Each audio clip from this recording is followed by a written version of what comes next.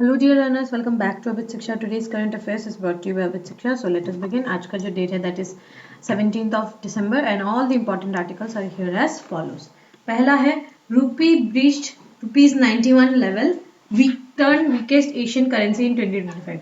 तो सबसे weakest Asian currency जो है इंडिया का रुपी जो है, it has crossed dollar. $1 is now 91 rupees and it is the lowest and the weakest since India has formed. India के इंडिपेंडेंस के बाद इतना वीकेस्ट आज तक कभी नहीं हुआ जितना 2025 का रुपी जो है वो स्लाइड होके हुआ है। ठीक है, so this is the first article. Second is India Maldives का जो जॉइंट एक्सरसाइज है एक्वेरिन, वो अभी खत्म हुआ है, तो उसके बारे में हमें देखना होगा। And PM honoured with Ethiopia's highest award. ठीक है, तो ये तीनों आर्टिकल इंपॉर्टेंट है आज के लिए। सो एक एक करके हम देखते हैं।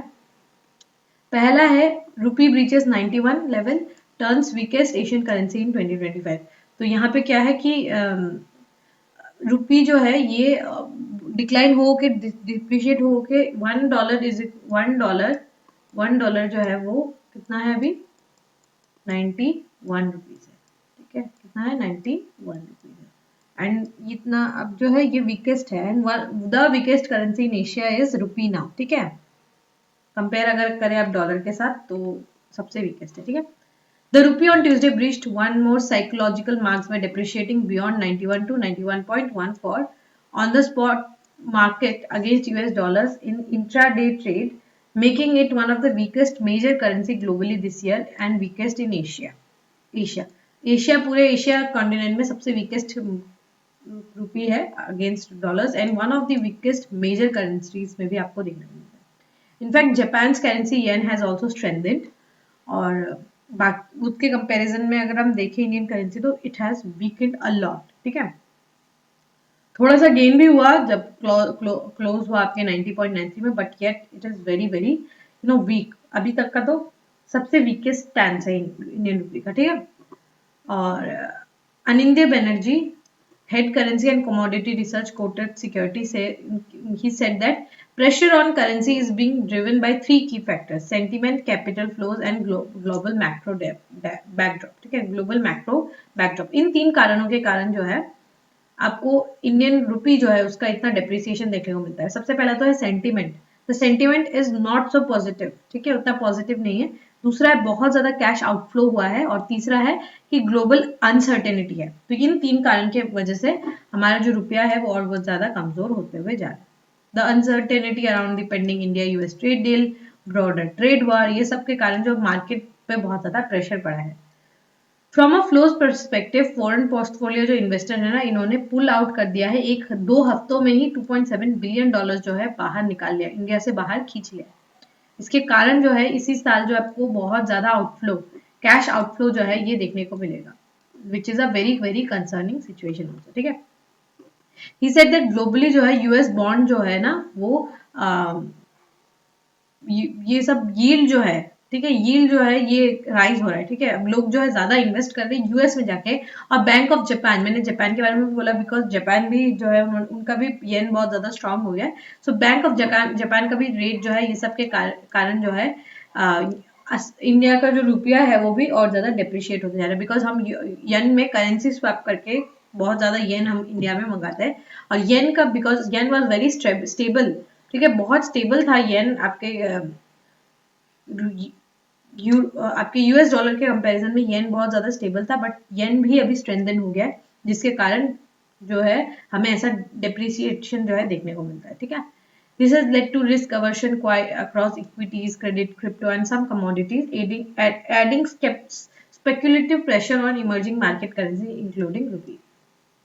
ठीक है, so stating that rupee may head down towards 92, he said RBI relatively limited intervention so far appeared deliberate. ठीक है, तो डेलिबरेटली पहले क्या होता था कि जो आरबीआई है वो रुपी को गिरने से रोकता था, बट अब जो है बहुत ही ज्यादा लिमिटेड इंटरवेंशन जो है हमें देखने को मिलता है, जिसके कारण रुपी को जो है अभी वो रुपी स्लाइड होगा 92 तक भी जा सकता है, बट ये जो है ये आरबीआई का ही स्टैंड है। ठीक है, with India's growing strong and inflation contained, policymakers may be comfortable allowing some currency depreciation, especially global trade। तो हमने कल ही पढ़ा था ना कि इन्फ्लेशन जो है बहुत, रिटेल इन्फ्लेशन जो है हमने बहुत ज्यादा कंटेन कर लिया है। इसके कारण अभी थोड़ा सा अगर डेप्रिसिएशन हो तो that could be that is acceptable. in a global trade where government is weaker, where a weaker currency can support export competitiveness, he said. तो उन्होंने क्या कहा, जो weaker currency है उसके कारण जो है हमारा जो export है वो बहुत ज़्यादा competitive हो जाता है और सस्ता होता है, तो बहुत सारे लोग इंडिया से export कराते हैं. इसलिए कल हमने merchant export में भी हमने बहुत ज़्यादा rise देखा, ठीक है, because of this reason, ठीक है. चलिए अगला है India Maldives joint military exercise Ekuverin, ठीक है. तो एक्विरिन जो है ये दोनों कंट्रीज के बीच में हुआ, India and Maldives national defence forces जो है वो आए थे और साथ ही तिरुवनंतपुरम में इंडियन आर्मी के साथ ये हुआ, ठीक है. So Indian army and Maldives national defence forces दोनों ने तिरुवनंतपुरम में ये एक्सरसाइज किया. ये एक्सरसाइज आप देख पा रहे होंगे. सो ये हमने मालदीव के साथ किया. Intensive training था. The validation phase was witnessed by General Major R.D. Sharma of Indian Army and Brigadier General Abdullah Ibrahim from the Maldivian side along with delegation from both the countries. ये exercise करते वक्त delegation भी India में आए थे. तो उनका action क्या क्या था. एक्सरसाइज फोकस हुआ काउंटर इंसर्जेंसी पे, काउंटर टेररिस्ट ऑपरेशन पे, contemporary operational environment with aiming enhancing interoperability, operational synergy, ये सब काउंटर इंसर्जेंसी और काउंटर टेररिज्म पे बेसिकली उन्होंने ज्यादा वर्क जो है यहाँ पर किया, ठीक है. सो आपको नाम याद रखना है. एक्विरिन किसके साथ है, हमारा मालदीव के साथ है, ठीक है. सो बस इतना ही आर्टिकल है, बस आपको नाम जानना है. एक्सरसाइज किसके साथ हो रहा है, ठीक है, और कहाँ हो रहा है, तो Thiruvananthapuram which is the capital of Kerala, वहां पर हो रहा है, ठीक है. Last is PM honoured with Ethiopia's highest award. तो यहाँ पे क्या है, पीएम मोदी को जो है इथियोपिया का जो हाईएस्ट अवार्ड है that is the great honour निशान ऑफ इथियोपिया, ये दिया गया है किसको, पीएम मोदी को, ठीक है.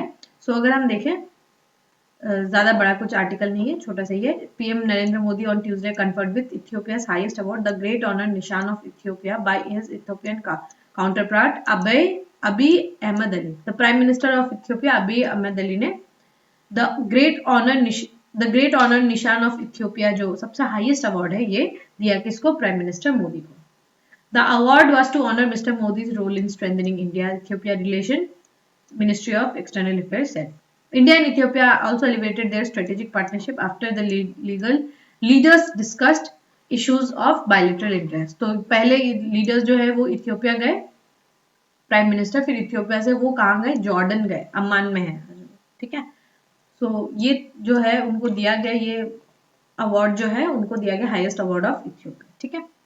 सो होपफुली आपको ये टॉपिक समझ में आ गया होगा. These are very small topics but आपको थोड़ा जानना होगा, ठीक है. जो लास्ट के दो है थोड़ा आपको जानना होगा. एंड फर्स्ट वन टॉपिक जो हम लोगों ने रूपी के बारे में पढ़ा वो तो बेसिक्स है इकोनॉमिक्स का, उसको भी आपको करना होगा, ठीक है. With this, we have come to end of today's session. If you have liked this session, don't forget to give a like and write down in the comment section. We will meet in the next session very soon. Till then, study hard. Take care and thank you.